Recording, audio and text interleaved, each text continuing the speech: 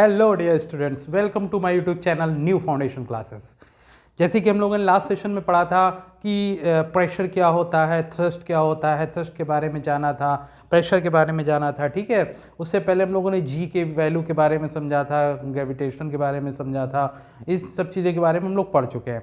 तो लास्ट में हमने जहाँ पे छोड़ा था वो था कि how the objects are float और सिंक इन लिक्विड। ठीक है, तो इसको हम लोग आज समझते हैं, आगे ले चलते हैं इस चैप्टर को और समझेंगे कि कोई जो ऑब्जेक्ट है वो फ्लोट क्यों होता है, सिंक क्यों होता है, वगैरह वगैरह। तो आज सबसे पहले हम लोग इससे पहले, जब ये सब पढ़ने से पहले हम लोग एक टर्म समझेंगे जिसे बोलते हैं रिलेटिव डेंसिटी। ठीक है, रिलेटिव डेंसिटी। ठीक है, सबसे पहले तो हम लोग इसको पढ़नी जरूरी क्यों है, क्यों आर्किमिडीज प्रिंसिपल को समझना जरूरी है। देखिए, आर्किमिडीज जो थे एक ग्रीक साइंटिस्ट थे। इन्होंने थ्योरी दी थी इससे रिलेटेड कि कोई चीज़ कितनी प्योर है, डेंसिटी का जो कॉन्सेप्ट है वो भी दिया, और साथ ही इसका यूजेज जो है वो आप देख सकते हो कि जो शिप होते हैं वो किस तरह से पानी में तैरते हैं, जबकि जो एक कील है, बहुत कॉमन क्वेश्चन पूछा भी जाता है कि एक आयरन नेल डूब जाती है लेकिन एक जो शिप है वो तैरती रहती है, ऐसा क्यों है। ठीक है, तो इन्हीं सब चीज़ों की जो हम लोग भी देखते हैं घरों में कि ब्लॉक, एक छोटे आइस ब्लॉक तो तैरता रहता है, लेकिन अगर हम कोई और ब्लॉक, आयरन ब्लॉक ले ले तो वो डूब जाएगा। ऐसा क्यों होता है कि सेम चीज़ है लेकिन एक चीज़ डूब रही है, सेम मतलब साइज और शेप की है, लेकिन एक चीज़ डूब जा रही है जबकि दूसरी चीज़ क्या हो रहा है, फ्लोट हो रही है। कोई हाफ फ्लोट हो रही तो कोई पूरी तरीके से, कोई सिंक हो रही। इन सब चीज़ों का जो हमें आंसर मिलेगा वो किस में मिलेगा, आर्किमिडीज प्रिंसिपल में मिलेगा। ठीक है, और उसको हम लोग थोड़ा अच्छे से समझेंगे, कोई टेंशन की बात नहीं है, बिल्कुल रिलैक्स हो जाए। रिलेटिव डेंसिटी क्या होती है समझिए। देखिए, रिलेटिव डेंसिटी होती है कि डेंसिटी ऑफ ऑब्जेक्ट इमर्ज्ड, जो ऑब्जेक्ट डाला गया है वो, upon density of fluid. But हमें पता है कि हम लोग जो ज़्यादातर रेफरेंस किसका रहेगा, किस पे बात होगी, वो होगी वाटर पे। तो जो फ्लूइड होगा वो कौन होगा, वाटर। तो density of water with respect to, मतलब density of object immersed upon density of water. Density हम लोग समझ चुके हैं, क्या डेंसिटी समझना बहुत जरूरी, मास पर यूनिट वॉल्यूम। ठीक है, मास किस पे डिपेंड करता है, मास तो इंटरनल प्रॉपर्टी, अपनी खुद की प्रॉपर्टी। ठीक है, तो मास पर यूनिट वॉल्यूम जो है वो। अच्छा, और हमको ये भी पता है कि जो वेट अप्लाई किया जाता है डाउनवर्ड, मतलब किसी भी चीज़ के, किसी भी सरफेस के परपेंडिकुलर, उसको क्या बोला था हम लोगों ने, थ्रस्ट बोला था, थ्रस्ट। ठीक है, विच इज एफ, और F is equal to W, और W is equal to M G. ये कुछ रिलेशन इस्टेब्लिशमेंट है, वो आपको समझना पड़ेगा। तो एफ क्या है, मतलब जो परपेंडिकुलर फोर्स लग रहा है वो क्या है, फोर्स है, और वो डब्ल्यू के बराबर है, और मास और एम जी के मतलब इक्वल है ना। तो मास हम देख सकते हैं, मास, अगर हम लोग मास की बात करेंगे तो mass is equal to D into V. ठीक है, मास क्या है, product of density and volume. ये बनता है मास, किसी भी ऑब्जेक्ट की क्या डेंसिटी है और उसका वॉल्यूम क्या है, वो उसकी बनती है मास। ठीक है, ये कुछ टर्म आपको समझना जरूरी था। अब हम लोग आगे बढ़ेंगे, आर्किमिडीज प्रिंसिपल को समझेंगे क्या होता है आर्किमिडीज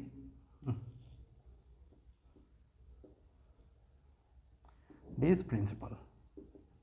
माइलस्टोन ऑब्जर्वेशन थी इनकी, जो कि बहुत ही मतलब कह सकते हैं कि बहुत ही इम्पोर्टेंट, साइंस को एकदम टर्म देने वाली एक इनकी जो रिसर्च डिस्कवरी थी वो रही है ना, आर्किमिडीज की। जैसे हम लोग आइंस्टाइन को मानते हैं, जैसे न्यूटन को मानते हैं, कुछ तो ऐसे नाम हैं जो जैसे हमारे अपने वो हो गए, क्या नाम है उनका, डार्विन हो गए है ना, और आपके जो जिन्होंने हेरिडिटी की थ्योरी दी थी, अरे नाम लो, मेंडल है ना, ग्रेगर जॉन मेंडल हो गए। ये सब नाम ऐसे हैं कि जो भी साइंस से रिलेट थोड़ा भी करता है उनको इनके नाम तो पता ही है। और न्यूटन हो गए, आइंस्टाइन हो गए, और आपके ये आर्किमिडीज, ये तो बहुत ही कॉमन है, जो नहीं भी साइंस जानता है वो भी इनके नाम से परिचित है ना। तो आर्किमिडीज प्रिंसिपल जो है ये है क्या, समझें। देखिए, आर्किमिडीज प्रिंसिपल कहता है कि द फोर्स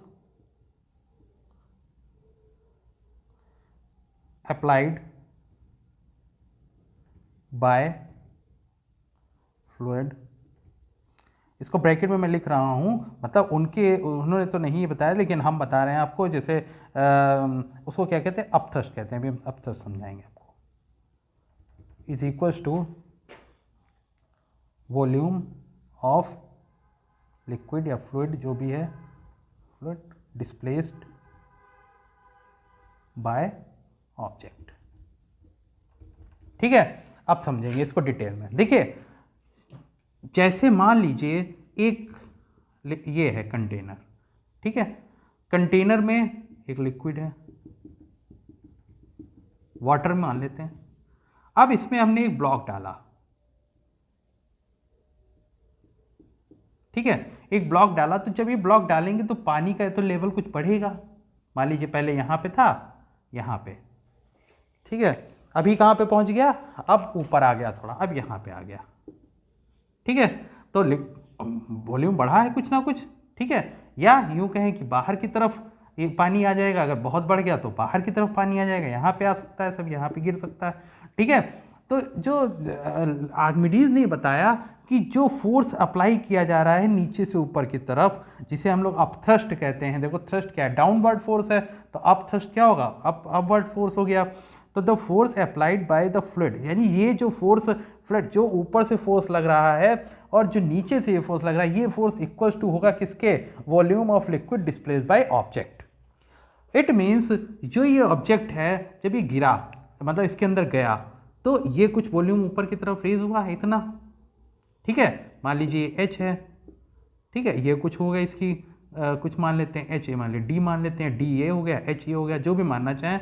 और जब हम इसका वॉल्यूम निकालेंगे तो this volume is equal to the volume of the object, है कि नहीं, है, ठीक। अब force applied is volume, force applied by the object, जो फ्लूइड है, वो जो ऊपर की तरफ फोर्स लगा रहा है वो किसके बराबर, volume of the liquid displaced by the object, volume of the liquid, sorry, wait of the liquid, weight of volume, ये अब सही है।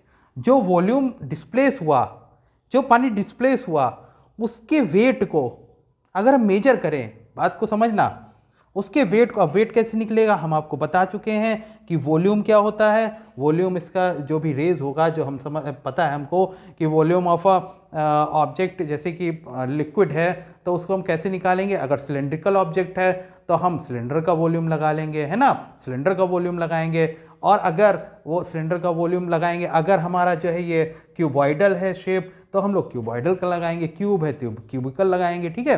तो डिपेंड करेगा क्या ऑब्जेक्ट है और उसकी डेंसिटी क्या है, हमें पता है। फिर mass is equal to D into V कर लेंगे, जो लिक्विड होगा, फ्लूइड यहाँ पे पानी है तो बात अलग है, अगर कोई और फ्लूइड होगा तो वहाँ पे डी उसका आ जाएगा, ठीक है। फिर W is equal to M और G लगा लेंगे, तो उस तरह से हम वेट को फाइंड करेंगे, और जो वेट होगा वही क्या होगा, वही हमारा होगा अपथ्रस्ट, समझ में आया, वही होगा अपथ्रस्ट। देखो इतना डीपली, इतनी गहराई से बहुत कम टीचर समझाते हैं, जनरली तो लोग यही बताते हैं बस इतना कि the force applied by the fluid, जो कि अपथ्रस्ट है, is equal to the weight of the volume of liquid displaced by the object, बस बात खत्म। लेकिन मैं ये समझाना चाह रहा हूँ आपको कि किस तरह से ये रिलेट करता है। देखिए वॉल्यूम जो है, वॉल्यूम जितना डिस्प्लेस होगा उसको हम लोग पहले वेट में कन्वर्ट करेंगे, और वही वेट क्या होगा, इक्वल टू द फोर्स होगा विच इज अपथ्रस्ट। तो यहाँ से एक रिलेशन आपको समझ में आ गया होगा कि जो वॉल्यूम है वो डायरेक्ट मास से मतलब रिलेट कर रहा है, और जो डेंसिटी वो भी मास से रिलेट कर रही है। इसका मतलब अगर डेंसिटी वेरी करेगी तो भी मास बदलेगा, और वॉल्यूम वेरी करेगा तब भी मास चेंज होगा, और जब मास चेंज होगा तो इसका थ्रस्ट भी, अपथ्रस्ट भी अलग होगा, चेंज होगा। जैसे मान लीजिए सपोज 2 लिक्विड्स हैं, ठीक है, एक ऑयल हो गया और एक हो गया हमारा वाटर, ठीक। तो ऑब्वियसली दोनों की डेंसिटी अलग है। अगर हम इक्वल वॉल्यूम दोनों का ले लें, दोनों फ्लूइड्स का इक्वल वॉल्यूम ले लें, तो क्या होगा, अगर हम दोनों फ्लूइड्स का इक्वल वॉल्यूम ले लें तो हम देखेंगे कि दोनों के मास में डिफरेंस आएगा। क्यों डिफरेंस आएगा, क्योंकि उनकी डेंसिटी अलग अलग है। जब मास अलग होगा तो जो डिस्प्लेस्ड फ्लूइड है उसका वेट अलग होगा, और जब वेट अलग होगा तो ऑब्वियसली उससे जो लगने वाला फोर्स है वो भी डिफरेंट होगा, जो अपथ्रस्ट है वो भी डिफरेंट होगा। Is that clear? तभी आपको ये बात पता होनी चाहिए कि जो ज़्यादा सॉल्टी वाटर होता है, जैसे आपने कितनी भी गहरी नदी हो लेकिन उसमें शिप नहीं चल सकता, ठीक है, छोटे जहाज तो चलेंगे, बड़े जहाज नहीं चलेंगे, जो बड़े वाले शिप होते हैं भारी भरकम, ठीक है। क्यों? क्योंकि जो रिवर्स होती हैं उनका पानी इतना डेंस नहीं होता, उसमें सॉल्ट कम होता है, और जो बड़ी बड़ी जो लेक होती हैं, जो बड़ी बड़े कहते हैं कि सीज या ओशन हो गए, ये सॉल्टी होते हैं, बहुत ज़्यादा सॉल्ट होने की वजह से इनकी डेंसिटी ज़्यादा होती है, समझ रहे हैं? तभी वहाँ पर बड़े बड़े भारी भारी जहाज़ जो हैं वो आराम से रन करते हैं, चलते हैं, ठीक है। अगर उतने भारी जहाज़ रिवर में डाल दिए जाएंगे तो रिवर में वो डूब जाएंगे। क्यों डूब जाएंगे? क्योंकि उसकी डेंसिटी कम है। आपने वॉन लेक का नाम नहीं सुना होगा, सुना हो तो भी अच्छा है, नहीं सुना तो समझ लें। वॉन लेक है रशिया में, जो कि सॉल्ट लेक बोली जाती है, हाईएस्ट सॉल्टी लेक है ना। वहाँ पर लोग ऐसे मतलब तैर वहाँ सकते ही नहीं, वहाँ ऐसे ऊपर लेट जाएंगे, उसी के ऊपर ऐसे लगेगा कि किसी चीज़ पे लेटे हैं। क्यों? क्योंकि उसकी इतना ज़्यादा सॉल्टी है पानी, इतना ज़्यादा कह सकते हैं कि डेंस है कि वो उसमें तैरते रहते हैं। अब क्यों तैरते रहते हैं इसको हम लोग यहाँ समझेंगे, ठीक है। तो ये तो बात समझ में इतनी आ गई, फिर से मैं समझाता हूँ। पहले आपको आर्किमिडीज प्रिंसिपल, पहले रिलेटिव डेंसिटी समझ लो। रिलेटिव डेंसिटी क्या है? Density of object immersed upon density of fluid, ठीक है। अब डेंसिटी ऑफ ऑब्जेक्ट इमर्ज्ड या डेंसिटी ऑफ वाटर हो गया। अच्छा, एक चीज़ और समझ लेना, चलो इसको रिलेटिव डेंसिटी भी आप दिमाग में रखिए, ठीक है। मैं आपको आगे इसको और क्लियर करूँगा। रिलेटिव डेंसिटी आपको रखना है दिमाग में, स्क्रीनशॉट ले लें। इसमें कुछ ऐसा है नहीं स्क्रीनशॉट वाला। देखिए, मेरा पढ़ाने का तरीका यही है कि मैं बच्चों को मतलब ट्रेन करना चाहता हूँ यार।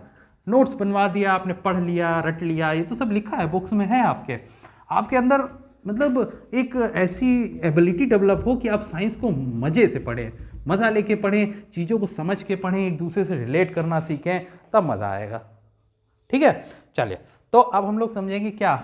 देखिए, कुछ मैं डायग्राम ड्रॉ करता हूँ। देखिए, एक तो ये डायग्राम है हमारा,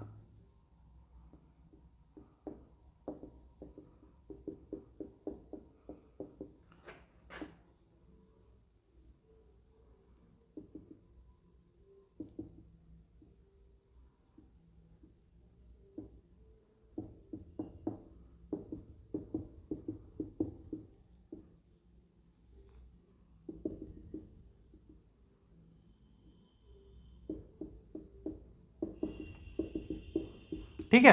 अब यहाँ पे देखिए, ये मान लीजिए क्या है, ये है हमारा आयरन ब्लॉक, इसके अंदर आयरन ब्लॉक है। ये हमारा हो गया वुडन ब्लॉक, और ये हमारा हो गया इधर, ये हमारा हो गया वुडन, और ये हो गया आइस क्यूब यानी आइस ब्लॉक, ठीक है बच्चा।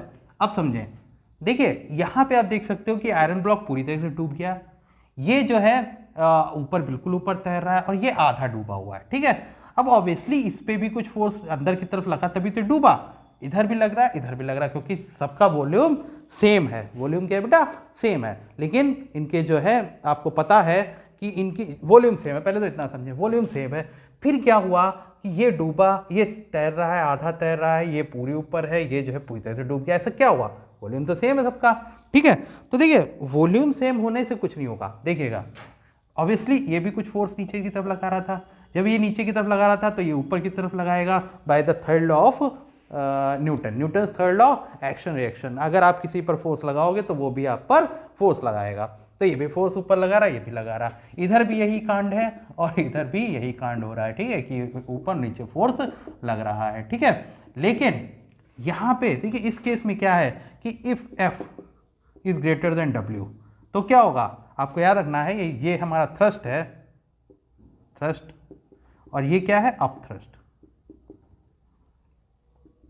तो अगर thrust is greater than upthrust तो ऑब्जेक्ट डूब जाएगी पूरी तरीके से। अगर थ्रस्ट यानी F is equal to W तो क्या होगा?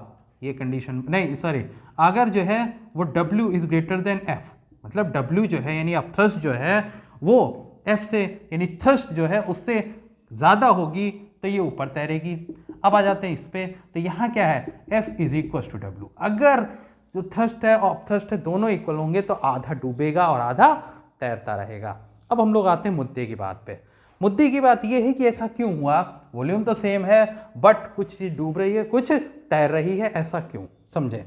देखिए हमें पता है कि जो अपथ्रस्ट है by the law Archimedes principal ये कहता है कि जो जितना डिस्प्लेस करेगा वाटर को, जो जितना डिस्प्लेस करेगा मतलब जो वाटर डिस्प्लेस्ड है is equal to the upthrust.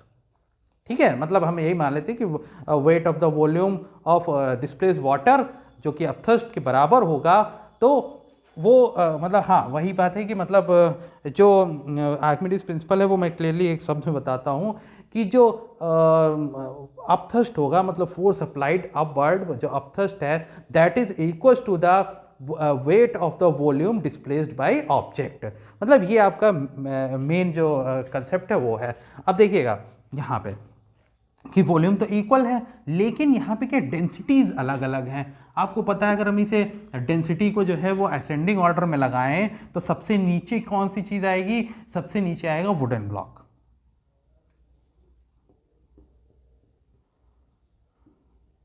ठीक है, उसके बाद आएगा आइस क्यूब और उसके बाद क्या आएगा, उसके बाद हमारा आएगा आयरन क्यूब। ठीक है, और हमको पता है कि W is equal to M G. देखिए दिख रहा है इस पे रेड पेन सही से, हाँ तो रहा है, वैसे ब्लू यूज कर लें।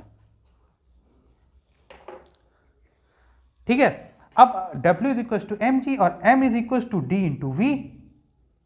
तो higher the density higher the mass, समझिएगा, higher the density higher the mass और higher the mass higher the upthrust. बात समझ में आई? तो इसका मतलब हम यहां पे ये निकालें कि all the blocks displaced equal water. ठीक है, उन्होंने बराबर मतलब वाटर को डिस्प्लेस किया, लेकिन जो वाटर इसने हटाया था, जो वाटर इसने हटाया था यानी आयरन ब्लॉक ने हटाया था, उसको अगर हम थ्रू आउट देखें तो उसका वेट कम निकल रहा है इन कंपैरिजन टू इसके और इसके। जब वेट कम मतलब जब मेजर करेंगे, जैसे मान लीजिए ये है ब्लॉक, ठीक है, अब इस ब्लॉक का जो वाटर निकला तो वाटर जो है, हाँ वाटर जो इसने डिस्प्लेस किया वो तो तीनों का वेट एक ही था, तीनों का वेट एक ही था। इट मींस अपथ्रस्ट तो तीनों में सेम लग रहा है। अपथ्रस्ट क्या है, सेम है, W और W। अपथ्रस्ट क्या है बेटा, सेम है। अपथ्रस्ट क्या है, सेम है, यानी जो अपवर्ड फोर्स लग रहा है वो सेम लग रहा है। क्यों सेम लग रहा है, क्योंकि इनके वॉल्यूम सेम है और वॉल्यूम सेम होने की वजह से इन्होंने इक्वल डिस्प्लेस किया है वाटर को, तो वॉल्यूम वो तो सेम हो गया। बट ये जो अंदर ब्लॉक्स हैं, आयरन ब्लॉक और ये, ठीक है, इनकी डेंसिटी अलग अलग होने की वजह से ये जो लगा रहे हैं जो डाउनवर्ड फोर्स लगा रहे हैं, ठीक है, F लगाते हैं यहाँ पे, सॉरी ये W लिख के F, ठीक है, तो जो डाउनवर्ड फोर्स जो थ्रस्ट लग रहा है, थ्रस्ट वो क्या है, थ्रस्ट क्या है, थ्रस्ट सब में अलग अलग लग रहा है। क्यों, क्योंकि आपको पता है कि F जो है F या W, हाँ यहाँ हमने W गलती से, चलो कोई बात नहीं वो चलेगा। तो F जो है डाउनवर्ड लग रहा है तो F is equal to M G, और M जो है वो D और V पर डिपेंड करता है। तो M इज ग्रेटर, अगर D ग्रेटर है तो M भी ग्रेटर है, और M ग्रेटर है तो फोर्स। तो यहाँ पर क्या आप देख सकते हो कि यहाँ पर जो F है वो एग्जीट कर जा रहा है W के। क्यों, क्योंकि इसकी डेंसिटी ज़्यादा है। वॉल्यूम तो इक्वल डिस्प्लेस कर रहा है लेकिन डेंसिटी ज़्यादा है, इस वजह से ऐसा हो रहा है। यहाँ पे देखो वुडन ब्लॉक, ये इसकी डेंसिटी बहुत कम है, पानी से भी कम है, इसलिए ऊपर तैरा डिस्प्लेस तो कर रहा है, लेकिन जो डिस्प्लेस्ड वाटर है यानी कि जो थ्रस्ट है वो लार्जर देन द, सॉरी जो अपथ्रस्ट है वो लार्जर देन द थ्रस्ट हो गया, लार्जर देन द थ्रस्ट है। अब यहाँ पे आ जाओ, यहाँ पे देखो, क्योंकि आइस क्यूब क्या है, आइस क्यूब तो पानी का ही हिस्सा है, तो ऑब्वियसली उसकी जो डेंसिटी होगी वो सिमिलर टू द वाटर होगी।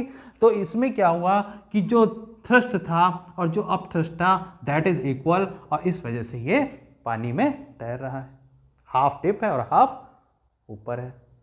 इज दैट क्लियर, कुछ समझ में आया, कुछ समझ में आ रहा है बेटा? अब यहाँ हम लोग वापस जाते हैं, रिकॉल करते हैं रिलेटिव डेंसिटी को। रिलेटिव डेंसिटी देखो, रिलेटिव डेंसिटी क्या है, हमने फिर से मैं यहां लिखता हूं कि density of object upon density of liquid,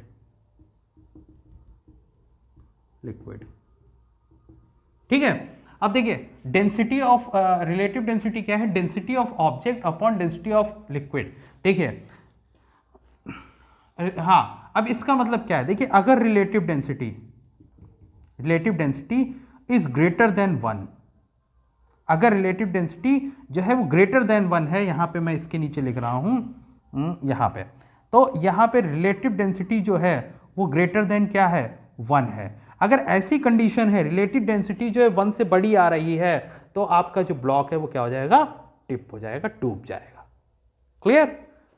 इससे क्या निष्कर्ष निकल रहा है, इससे क्या रिजल्ट निकल रहा है? देखिए अगर हम डेंसिटी की बात करें तो देखिए ब्लॉक की जो आयरन ब्लॉक है उसकी डेंसिटी ऑब्वियसली जो लिक्विड उससे ज़्यादा है ना, ज़्यादा है, ज़्यादा होने की वजह से ही ये क्या होगा, ग्रेटर देन 1 होगा, और इसका मतलब है डूब जाएगा। देखिए क्वेश्चन आते हैं, आप मेरे साथ पढ़ें, अगर यकीन मानिए आप इतना ट्रेंड हो जाओगे, बट आप शायद विश्वास नहीं जता पा रहे हो मुझ पे, इसीलिए आप लोग सब्सक्राइब नहीं कर रहे हो, लाइक नहीं कर रहे हो, स्किप कर रहे हो। अगर कोई बात नहीं, अभी विश्वास जमाने में टाइम लगता है किसी चीज़ में, मैं लगातार प्रयास करता रहूँगा, और आप यकीन मानिए अगर आप मेरे वीडियोज़ को सही से देखें और रेगुलर देखें, प्रॉपर देखें, पूरा देखें, जो डाउट्स हो वो मुझसे पूछें, तो यकीन मानिए आप बिल्कुल ट्रेंड हो जाओगे।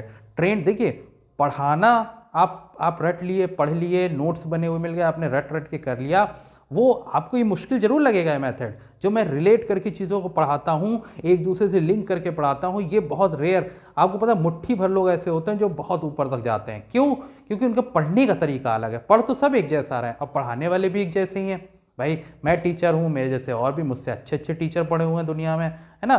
तो पढ़ाने वाले तो लगभग सभी हैं, एक जैसे हैं, लेकिन उनके मेथड्स अलग अलग हैं। कोई टीचर नोट्स बनवाते हैं, आपने नोट्स रट लिए, ज़्यादातर बच्चे उसी कैटेगरी के होते हैं, तो वो उसमें के हो गए। लेकिन जिनमें वास्तव में कुछ चीज़ें हासिल करने की क्षमता होती है, वो चीज़ों को मतलब इंटरेक्ट करके पढ़ते हैं, इंटरेक्टिव तरीके से। ये नहीं कि मैंने एक प्रॉपर वे में आपको 1 बाय 1 चीज़ें टॉप बता दी और आपको रिलेट करना ही नहीं आ रहा, कॉन्सेप्ट को जोड़ ही नहीं पा रहे हैं आप। कॉन्सेप्ट जोड़ा भी तो जाता है, अब मैं देखो जोड़ के बता रहा हूँ कि कैसे थ्रस्ट होता है, कब थ्रस्ट होता है, कैसे हमारे रिलेटिव डेंसिटी को हम आर्किमिडीज प्रिंसिपल से कनेक्ट करेंगे। क्वेश्चंस और आपका फ्यूचर इसी पे डिपेंड है।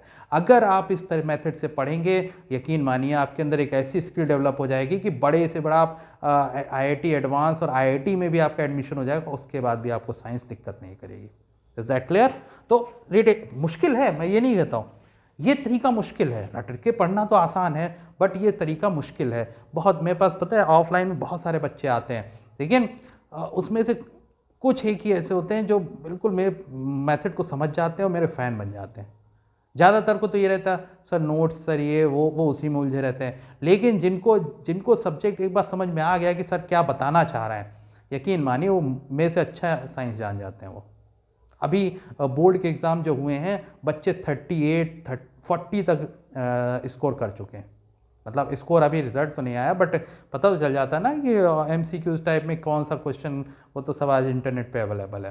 तो यकीन मान, और एग्ज़ाम से एक दिन पहले मैंने कम से कम 10 से 12 क्वेश्चंस पे मैंने कहा ये पढ़ो, ये पढ़ लो, ये पढ़ लो, ये पढ़ लो। 12-15 क्वेश्चन तो सेम हूबहू वैसे याद है।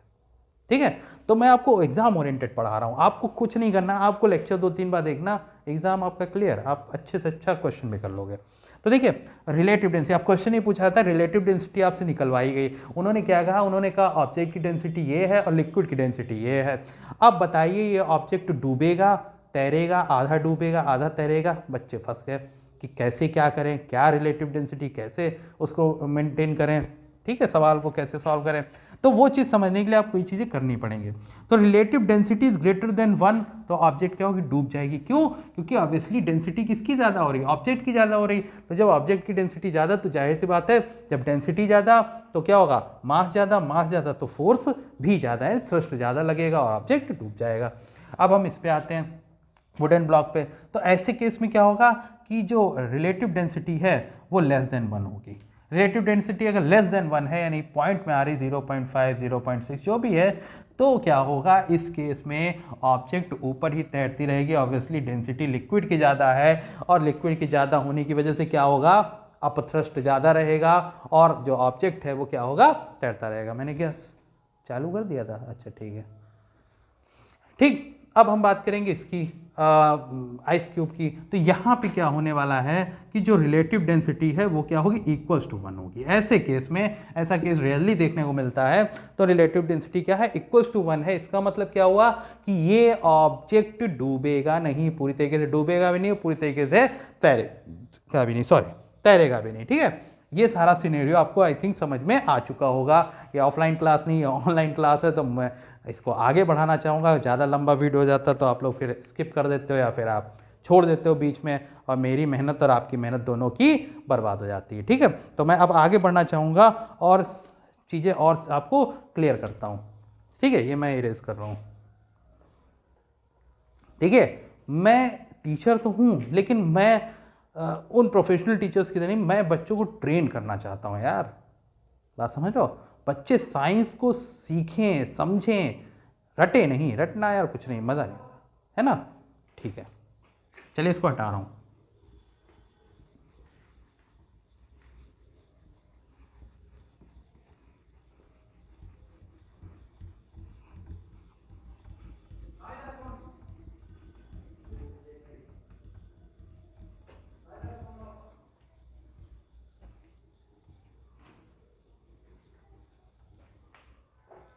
ठीक है, अब हम थोड़ा इसका प्रैक्टिकली समझते हैं। जैसे एक जो आप कॉमन क्वेश्चन जो मैं बता रहा हूं कि एक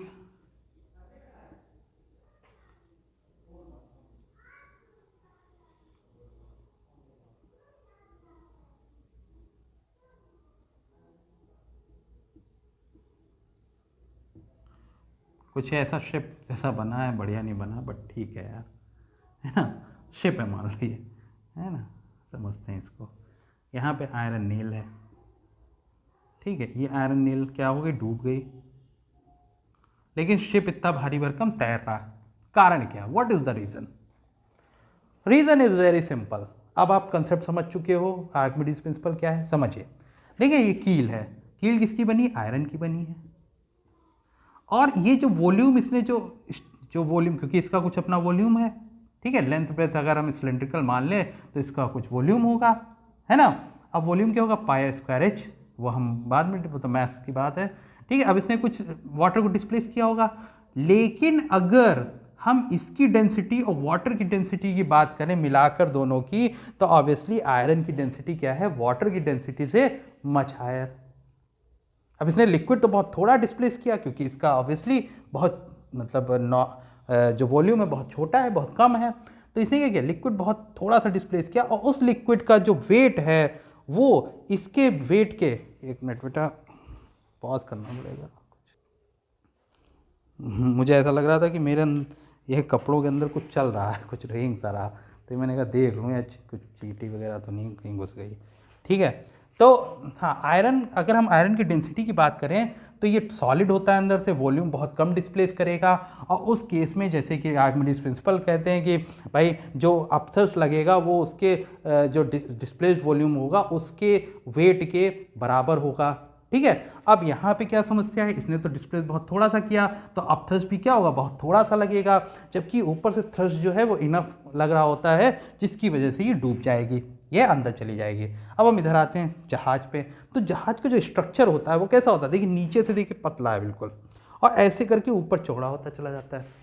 प्लस वो स्टील उसका बना होता है, एल्यूमिनियम का, मतलब हल्का, बिल्कुल जो सबसे हल्की मेटल है उसका यूज़ किया जाता है। ऊपर से भारी भरकम जरूर होता है, लेकिन अंदर से वो कैसा होता है, खोखला होता है। ठीक है, खोखला बोले तो एयर ही होता है, पूरा स्पेसेस होते हैं अंदर। अब क्या हुआ कि जब ये डूबा, अंदर गया, तो ऑब्वियसली इसका ह्यूज है, तो इसका वॉल्यूम भी ज़्यादा है। ये जैसे जैसे जैसे यहाँ पे पतला है बिल्कुल, तो ये क्या करता है, नीचे दबता चला जाता है। जितना वेट बढ़ेगा उतना ही ज़्यादा ये अंदर जाएगा, मतलब जितनी वेट की ज़रूरत है वो उतना बढ़ता जाएगा इसमें। और क्या होगा, पानी को डिस्प्लेसमेंट भी बढ़ता जाएगा उसी रेशियो में, मतलब जितना वेट बढ़ता जाएगा उतना ही पानी का डिस्प्लेसमेंट भी बढ़ता जाएगा। जितना पानी डिस्प्लेस होगा, यानी जितना वॉल्यूम डिस्प्लेस होगा, ठीक है, या रेज होगा, उसका वेट जो है हमेशा इसके वेट से क्या रहता है, हमेशा ज्यादा रहता है। ठीक है, बात समझ में आई कि ये इस तरह से बना होता है कि जैसे थोड़ा सा डूबेगा तो थोड़ा पानी हटा, वेट बढ़ता गया पानी का डिस्प्लेसमेंट बढ़ता गया, क्योंकि इसका साइज इस तरह से डिज़ाइन किया गया। और ये अंदर से पूरा, ये तो सॉलिड थी लेकिन ये अंदर से खोखला है पूरा, तो क्या होगा, हल्का वेट, मतलब कंपैरेटिवली तो हल्का ही है, भले ही साइज बहुत बड़ा है लेकिन अंदर से तो उसमें ज़्यादा मटेरियल नहीं लगा हुआ है। तो क्या होगा, वो डिस्प्लेसमेंट, पानी का जो डिस्प्लेसमेंट उसी रेशियो में बढ़ता जाएगा, और उस हटाए गए वाटर का जो वेट होगा वो क्या होगा, इक्वल टू दिस। मतलब जो ये थ्रस्ट लगा रहा होगा, मतलब जो इसका वेट है वो थ्रस्ट है, जो पानी डिस्प्लेस्ड वाटर है वो अपथ्रस्ट है। तो अपथ्रस्ट और थ्रस्ट जब बराबर हो जाते हैं तो उस केस में क्या होगा, चीज सिंक नहीं करेगी, क्या करेगी, फ्लोट करेगी। या दूसरा कारण क्या है कि या तो ये अपथ्रस्ट जो है वो ग्रेटर होगा कंपैरेटिव टू द थ्रस्ट, तब भी ऑब्जेक्ट क्या करेगी, फ्लोट करती रहेगी। और इक्वल होगी तो क्या होगा, आधा सिंक करेगा और आधा ऊपर रहेगा। इसीलिए जो ओशन वाटर ऐसा होता क्यों है, क्योंकि जो ओशन और जो सी वाटर है, जो ओशन और सी वाटर जो है वो क्या होता है, ओशन और सी वाटर जो है वो बहुत डेंस होता है, ऑलरेडी इसमें बहुत सारे सॉल्ट होते हैं, है ना, एक्सक्रेटा होता है, दुनिया भर की नदियाँ सब गंदगी, सिल्ट विल्ट सब उसी में बहाती हैं, मिट्टी कूड़ा कचरा सब वहीं तो जाता है फाइनली। तो वो ऑलरेडी बहुत डेंस होता है, और जब पानी डिस्प्लेस होता है किसके, ओशन, इसके द्वारा, जो जहाज है हमारा, जो शिप है, तो उस पानी का जो वेट है वो greater than the weight of the ship निकलता है जाके, और इसी वजह से शिप तैरता रहता है, जबकि हमारी जो कील है वो डूब जाती है। तभी हम लोग जब तैरते हैं तो क्या करते हैं, पानी से, हाथ से क्या करते हैं, वाटर को डिस्प्लेस करते हैं। यार मज़ा आ रहा है यार। समस्या ये ना, लोग मोस्टली मेरे लेक्चर को शुरू में थोड़ा देखते हैं, फिर उन्हें लगता है, क्योंकि उनकी आदत पड़ चुकी है वो चमक दमक वाला, बोल्ड और तमाशा करके पढ़ने की आदत, ठीक है। उन्हें लगता है कि नोट्स होने चाहिए, जैसे स्लाइड बना के, आसान है यार स्लाइड, बहुत सा तो ऐसा है कि स्लाइड चल रही है, वो एक एक्स्ट्रा वर्ड नहीं बोल सकते बिना स्लाइड देखे हुए। स्लाइड देख रहे हैं, पढ़ रहे हैं, ऐसे ऐसे ऐसे ऐसे, उसी लाइन को एक्सप्लेन कर दिया, फिर पढ़ दिया, फिर एक्सप्लेन कर दिया, बस बच्चे भी खुश, टीचर भी खुश, काम हो गया। बट यार मेरे को समझाना है यार तुम्हें, मेरा तरीका यही, मैं स्मार्ट बोर्ड कभी लगाऊंगा तब भी मैं पढ़ाऊंगा आपको इसी तरीके से अपने, है ना, मेथड मेरा यही रहने वाला है। तो क्या आपने देखा होगा कि लोग तैरते हैं तो क्या करते हैं, पानी को डिस्प्लेस करते हैं। क्यों डिस्प्लेस करते हैं, क्योंकि जितना ज़्यादा डिस्प्लेस करेंगे वाटर, उतना ही वाटर, क्योंकि भाई आर्किमिडीज प्रिंसिपल कह रहा है कि जो पानी हम डिस्प्लेस करेंगे, जितना वॉल्यूम ज़्यादा डिस्प्लेस कर पाएंगे, वही डिस्प्लेसमेंट क्या करेगा, अपथ्रस्ट प्रोवाइड करेगा हमको, और जब अपथ्रस्ट प्रोवाइड करेगा तो हम तैरते रहेंगे। अगर हम गए ऐसे करके बैठ गए तो क्या, हम कब से डूब जाएंगे। क्यों, क्योंकि हम डिस्प्लेस ही नहीं कर रहे हैं, पानी उस लेवल से डिस्प्लेस ही, हमारी डेंसिटी ज़्यादा है, वाटर की डेंसिटी कम है, और जो वॉल्यूम डिस्प्लेस हुआ, जो पानी डिस्प्लेसमेंट हुआ, उसका वेट हमारे वेट से कम निकलता है, और इसी वजह से हम गप से चले गए अंदर, क्योंकि थ्रस्ट एग्जिट कर जाता है अपथ्रस्ट को, और हम डूब जाते हैं।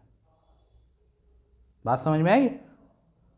अभी अगर ना आई हो तो आप हमें कमेंट बॉक्स में बताएं, मैं ज़रूर इसको दोबारा एक्सप्लेन करूंगा। ये लेक्चर मैंने बहुत मेहनत से पढ़ाया, मैं चाहता हूं कि आप लोग इसको सीखो। ये अलग बात है कि थोड़ा सा हो सकता है कुछ स्लिप ऑफ टंग हो गया हो, तो आप मुझे ज़रूर इंडिकेट करें, और अगर कुछ कमी रह गई हो, कुछ आपको लग रहा हो कि सर ये चीज़ अभी रह गई इसमें बताने को, तो आप मुझे कमेंट बॉक्स में बताएं, मैं ज़रूर नेक्स्ट लेक्चर में इसको फुलफिल करूँगा। और कल मैं इससे रिलेटेड न्यूमेरिकल्स पढ़ाने वाला हूँ, न्यूमेरिकल्स कराऊंगा, जो कि आपके लिए बहुत इंपॉर्टेंट होने वाला है। चैप्टर ही बहुत इंपॉर्टेंट है अपने आप में, तो प्लीज़ प्लीज़ प्लीज़ फाइनली मैं आपसे ये रिक्वेस्ट करूंगा कि प्लीज़ लाइक से सब्सक्राइब कर दो यार। क्या जा रहा है भाई, देखते सब लोग हो लेकिन सब्सक्राइब नहीं कर रहे हो, क्या समस्या आ रही है ना। मतलब आप क्या मतलब कुछ कहते नहीं बन रहा है, चलो ठीक है, it's okay. Thanks for watching this video. अगर कोई डाउट रहा हो तो बताएं, और कुछ अगर आपको लगा कि कुछ मैंने गलत बताया तो उस पर भी इंडिकेट करें, मैं उसको सुधारने की कोशिश करूँगा। Thanks for watching.